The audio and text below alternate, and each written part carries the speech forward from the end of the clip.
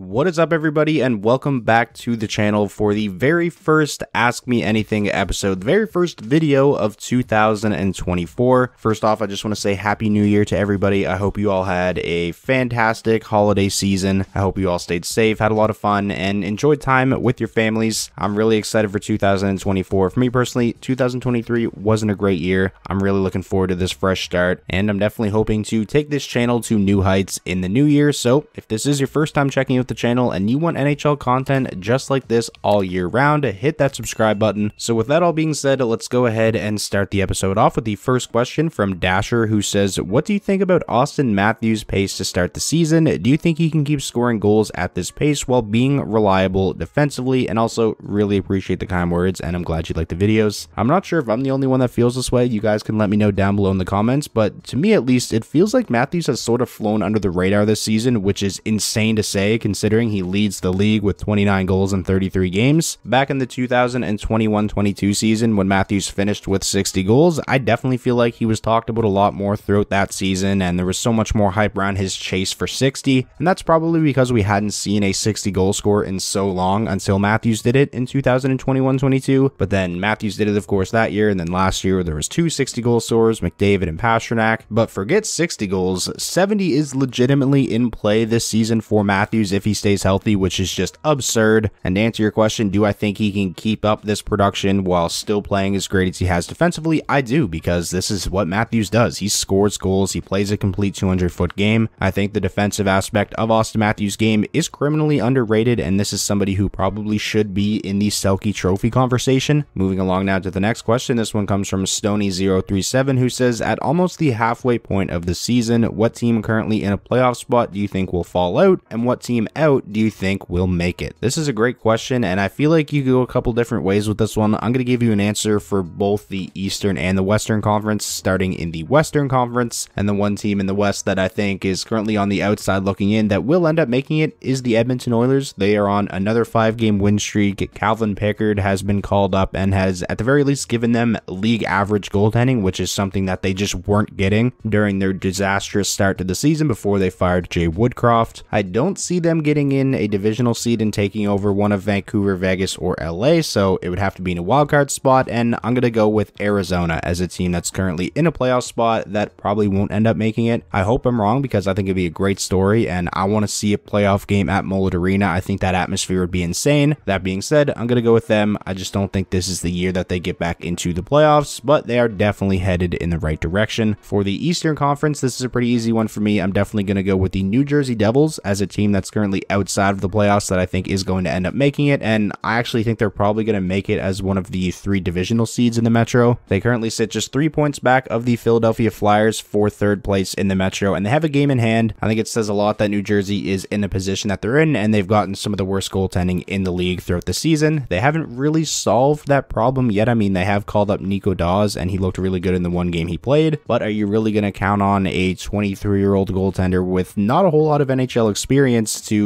carry you into the playoffs? I think ideally they should still probably look to go out and add a veteran established goaltender, but we'll see. And for the team in the Eastern Conference that's in a playoff spot who I think won't end up making it, I'm going to go with the Philadelphia Flyers. I mean, they've been proving me wrong all season long. I've been kind of waiting to see them come back down to earth, and it just hasn't happened yet. In my opinion, there still just isn't enough talent on the roster, especially offensively. This isn't a great offensive team. Even though they are fantastic defensively, the team defense is incredible, and John Tortorella has everybody on the roster bought in. I don't think there's enough offensive firepower there for them to compete with some of the teams, chasing them in that playoff race, teams like New Jersey and even a team like the Pittsburgh Penguins. The next question we have comes from Hatrick Kane, who says, now that the quarterfinals in the 2024 World Juniors are set in stone, what are your predictions for each game? Also, who's your pick for gold and tournament MVP? So for the first quarterfinal game, we have Slovakia versus Finland. I'm going to go with Slovakia on this one, although they may be viewed as the underdogs heading into this game. I think for the most part in this tournament, they've looked better than Finland, despite the fact that Slovakia is coming off of a 10-2 loss at the hands of the States. So I'll go with Slovakia there. Czechia, Canada. I'm going to say Canada, but as a Canadian fan, I haven't really loved what I've seen from them in the group play so far, and I wouldn't be shocked if they managed to lose this game. United States versus Latvia. I'm definitely going with the United States on this one. It's a cool story that Latvia was able to avoid the relegation game, but there's just no chance chance they're even going to be able to compete with the United States, in my opinion. And for the last quarterfinal game, we have the host country Sweden versus Switzerland, and I think Sweden should take this one relatively easily. And my prediction for the gold medal, I'm going with the United States. I hope I'm wrong. I want Canada to win, but I just think the United States have the most well-balanced team. There just isn't a weakness. Offensively, they're clicking. Defensively, they're great, and Trey Augustine has been a beast in net for them as well. After what we saw in the group play, I definitely think the United States should be the heavy favorite heading into the quarterfinal round. And my pick for tournament MVP, it's kind of tough because, you know, I could pick a guy from a team that could get eliminated in the quarterfinals, so I'll go with someone from the United States who I think will end up winning gold. So I'm going to go with goaltender Trey Augustine. As a Red Wings fan, I'm absolutely loving what I'm seeing from him. I feel like he's kind of already taken over Sebastian Cossa as the #1 goaltending prospect in the Red Wings system. Moving along now to the next question. This one comes from Nick, who says, who do you think are some under the radar trade deadline rentals that teams could go after? As a Hawks fan, I'd be interested in seeing what we could get for Jason Dickinson, who is close to a 30-goal pace on one of the worst teams in the league. And also, really appreciate the kind words, and I'm glad that I'm helping you get into hockey more than ever. I absolutely love to hear those kinds of things. I think Jason Dickinson would be a really good one, and I'd honestly be interested to see what the Hawks could get for him as well. Doesn't make a whole lot of money, and he's a guy that, you know, for the most part in his career has just always been viewed as a bottom 6 shutdown center, notoriously very good defensively, but like you mentioned, this season his offense has seen a massive uptick, has played a really good two-way game so far this season for the Blackhawks, so definitely somebody that I think a lot of contending teams may be interested in. I'm going to go ahead and throw Patrick Kane's name out there. He has proven with the Red Wings throughout these 13 games that he's played with the team so far since signing that he can still contribute and play a big role. He's been great in Detroit. Unfortunately, the Red Wings have fallen off a cliff over these past couple of weeks. No fault to Patrick Kane, of course, but if they continue to slide and are well outside the playoff race around the trade deadline, I could see Kane wanting a move to a contender. He does have a no-move clause, but I think he'd probably waive it if he could get a trade to a team he wanted to play for. We saw that the Blackhawks were able to get at least a decent return for Kane at last year's trade deadline when he was on that $10.5 million contract.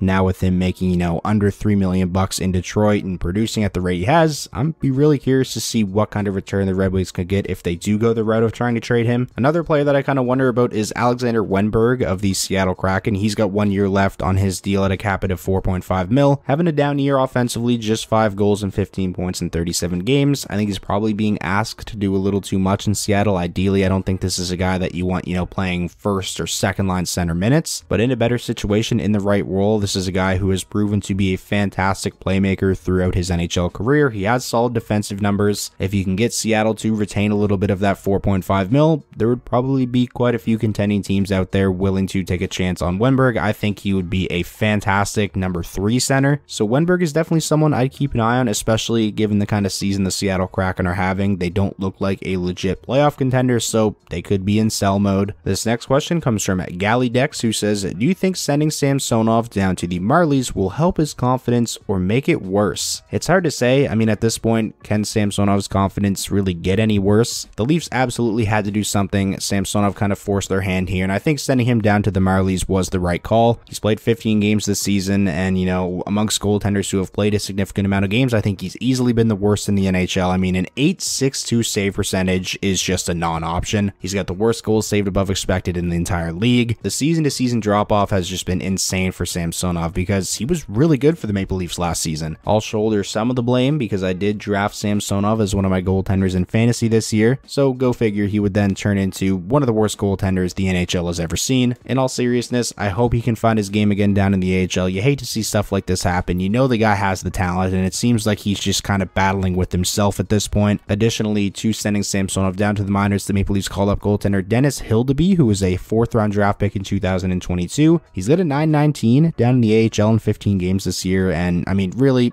he can't be any worse, right? Like, again, you're going from literally the worst goaltender in the league to now giving this 22-year-old goaltender a shot who has 0 NHL experience. Just absolutely never a dull moment when it comes to the Maple Leafs. This next question comes from John Mendelson, who says, if you could rig the draft lottery so any team other than the Red Wings got Celebrini, who would you give it to? This is an interesting question. Celebrini has really impressed me so far for Canada in the World Juniors. I think he's easily been one of their better forwards. I think I would go with the San Jose Sharks. They are currently last place in the NHL, and if the season ended today, they would have the best odds at selecting first overall. Even just aside from that, amongst the teams that are in the basement of the NHL right now, I think San Jose needs a player like Celebrini the most. You know, you got the Blackhawks there, they obviously have Bedard. The Ducks, you got Minchikov and Leo Carlson. The Blue Jackets, you got Fantilli. I think Eklund and Will Smith are great, but the Sharks, I really don't think they have a prospect yet that is viewed as somebody who could be, you know, a franchise-altering player, and I think Celebrini could be that guy, and if he's not going to be on the Red Wings, I'd probably want him in the Western Conference, so I'd like to see him go to the Sharks, if not Detroit. Speaking of Detroit, this next question comes from Cam McKinnon, who says, after their fall off from their hot start, do the Wings make a trade to get a legit top 4 D-man? They have not won a game scoring 3 or less goals, and after all the blown leads, it's become concerning. And also, really appreciate the kind words, and I'm glad you like the videos. It really is just super depressing what has happened to the Red Wings over these last couple of weeks. They were, you know, in a playoff spot before they signed Patrick Kane. They were in such a good position. All they would have had to do is just at least, you know, be an average team for the remainder of the season, and they would have given themselves a good shot to make the playoffs. But then, of course, they had to go on what, in my opinion, has been a season killer of just a nosedive off of a cliff. Like you said, they haven't won a game while scoring 3 or less goals, which is just mind-boggling. The defense and the goaltending has been a backbreaker for this team all season long. They've scored, I think, the 3rd or 4th most goals in the entire NHL, and yet they're 22nd overall or something like that. As far as your question goes, do I think they should go and trade for a legit top 4 D-man? If it's somebody that could not just help them this season, but be somebody that sticks around, yeah, then I'd explore that option, but I don't think the Red Wings are in any position to go out and trade, you know, draft picks and prospects for somebody who might just end up being a rental. I also don't think, you know, adding one top 4 defenseman to this blue line would fix the defensive issues. I think even just aside from the defenseman, the team defense is a big issue. And now for the final question of this episode, this one comes from Steven Grabinski, who says, something a little different. What is your favorite hockey moment from the 2023 calendar year? And also really appreciate the support and thank you for sticking with the channel as long as you have. Really like this question and think it was a good one to finish off the video with since 2023 has came to an end. My favorite hockey moment of the entire year, I'm actually going to go with a moment from last year's World Juniors. I think this counts because it was